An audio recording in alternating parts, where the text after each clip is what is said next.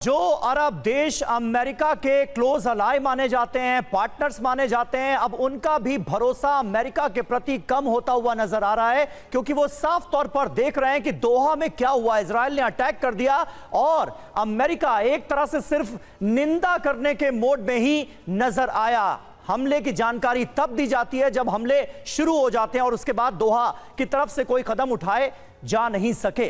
और ऐसे में कहीं ना कहीं जो ट्रस्ट डेफिसिट है वो साफ तौर पर नजर आ रहा है और बेंजामिन नेतन्याहू बहुत तेजी से आक्रामक नीतियों को आगे बढ़ा रहे हैं और कह रहे हैं कि फिलिस्तीन नाम के स्टेट का कोई वजूद ही नहीं है। दरअसल वो ये कहते हुए सीधे तौर पर नजर आ रहे हैं, लेकिन यूएन के 142 देशों ने इसी टू नेशन पॉलिसी के समर्थन में वोट किया है। इससे भड़के नेतन्याहू और उनकी सेना ने गाजा और वेस्ट बैंक का इजराइल में विलय करने का अभियान शुरू कर दिया है। देखिए रिपोर्ट।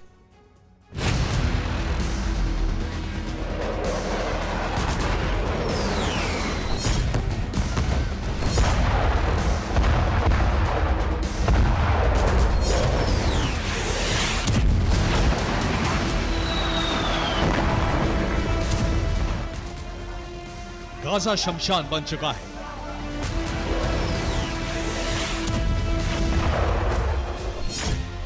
हर जगह मलबा, बर्बाद इमारतें, विनाश की तस्वीर।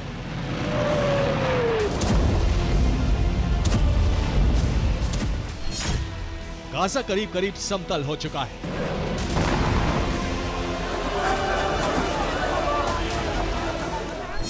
आसमान से मिसाइलें बरसती हैं, बहुमंजिला इमारतें धराशायी हो जाती हैं।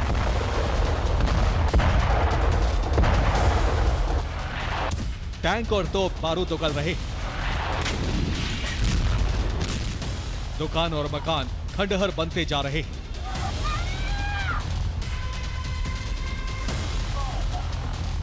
क्या स्कूल, क्या अस्पताल, क्या राहत शिविर और शरणार्थी कैंप सब ध्वस्त होते जा रहे हैं।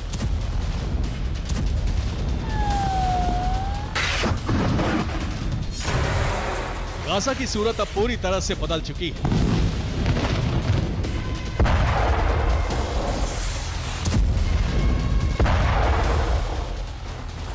गाजा में इजरायली सेना के ऑपरेशन तब विध्वंसक हो गए जब संयुक्त राष्ट्र संघ में 142 देशों ने दो राष्ट्र थ्योरी को मान्यता दे दी। इस बात से भड़की इजरायली सेना ने गाजा पर संपूर्ण कब्जे का अभियान लॉन्च कर दिया।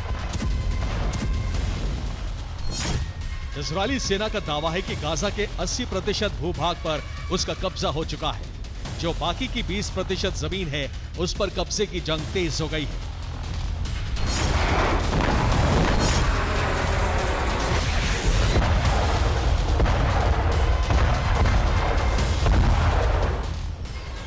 गाजा में हमास का संपूर्ण अंत और उस पर कब्जा करने के लिए इजरायली सेना अब पूरी ताकत से हमले कर रही है। जिन भी इमारतों में हमास के ठिकाने हैं उन्हें चुन चुन कर तबाह किया जा रहा है।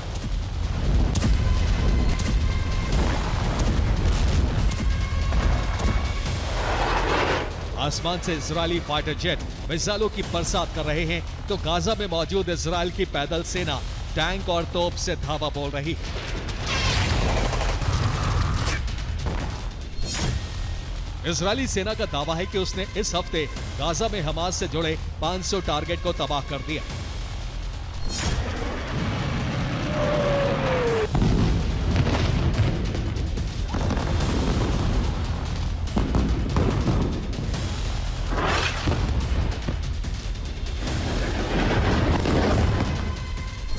गाजा सिटी में इजरायली एयरफोर्स अब पर्चे गिराकर लोगों को बहुमंजिला इमारतें खाली करने के लिए कह रही है। खाली इमारतों को जबरदस्त बमबारी कर बर्बाद किया जा रहा है।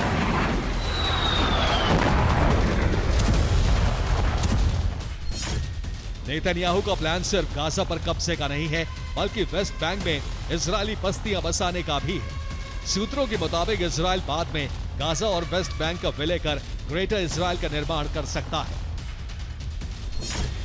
उधर इजरायल के हमले से भड़के कतर के प्रधानमंत्री अमेरिका पहुंचे। वहां उन्होंने पहले अमेरिकी विदेश मंत्री और फिर अमेरिकी राष्ट्रपति से मुलाकात की। कतर में इजरायल ने जो हमला किया था उसको लेकर अब नई जानकारी सामने आई है।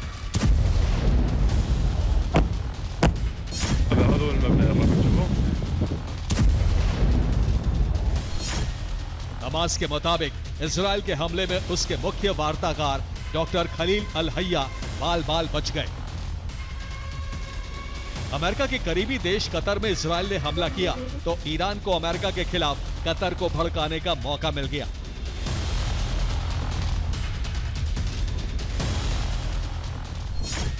ईरानी सांसद मुस्तफा जारी ने कहा है कि अगर कतर अमेरिकी सेना को अपने देश से बाहर कर देता है तो कतर के आसमान की सुरक्षा ईरान करेगा।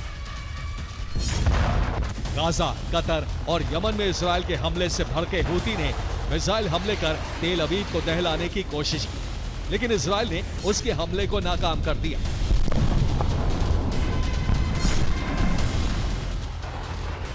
जाहिर है हालात इतने खराब हो गए हैं कि अरब के कई देशों पर बहुत बड़ा खतरा मंडराने लगा है। Bureau report, TV9 Bharat.